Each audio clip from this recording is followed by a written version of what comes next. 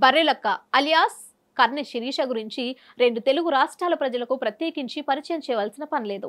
Hi friends, చదువుకొని బర్రెలు కాస్తున్నా అని ఓ వీడియో సోషల్ మీడియాలో పోస్ట్ చేశారు. దీంతో ఆ వీడియో నెట్టింట వైరల్ అయింది. ఆ తర్వాత ఆమె పేరు బర్రెలక్కగా మారిపోయింది. ఇక బర్రెలక్క అంతటితో ఆగకుండా తెలంగాణ అసెంబ్లీ ఎన్నికల్లో కొల్లాపూర్ నుంచి స్వతంత్ర అభ్యర్థిగా పోటీ చేసింది. దీంతో తెలుగు రాష్ట్రాల ప్రజల దృష్టిని ఆకర్షించింది. దాంతో అనూహ్యంగా ఆమెకు ప్రజల నుండి, ముఖ్యంగా నిరుద్యోగ యువత నుంచి పెద్ద ఎత్తున మద్దతు లభించింది. జేడి లక్ష్మీనారాయణ, ఆర్ఎస్ ప్రవీణ్ కుమార్ లాంటి ప్రముఖులు సైతం ఆమెకు సపోర్ట్ గా నిలిచారు. దీంతో ఒక్కసారిగా టాక్ ఆఫ్ ది టౌన్ గా మారిపోయింది బర్రెలక్క. అసెంబ్లీ ఎన్నికల్లో ఓడిపోయిన శిరీషకు 5,000కు పైగా ఓట్లు రావడం కొసమెరుపు.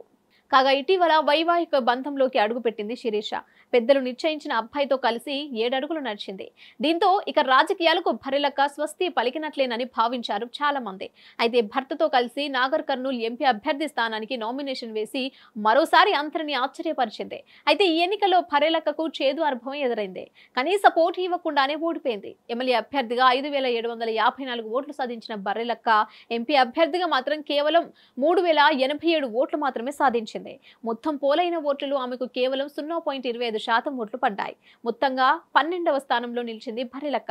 ఇక్కడ నోటాకు 4,580 ఓట్లు రావడం గమనార్హం. మరి ఈ ఫలితాలతో బర్రెలక్క ఇక రాజకీయాల నుంచి విరమించుకుంటారా, లేక అలు పెరగకుండా మరోసారి పోటీ చేస్తారా అనేది వేచి చూడాలి.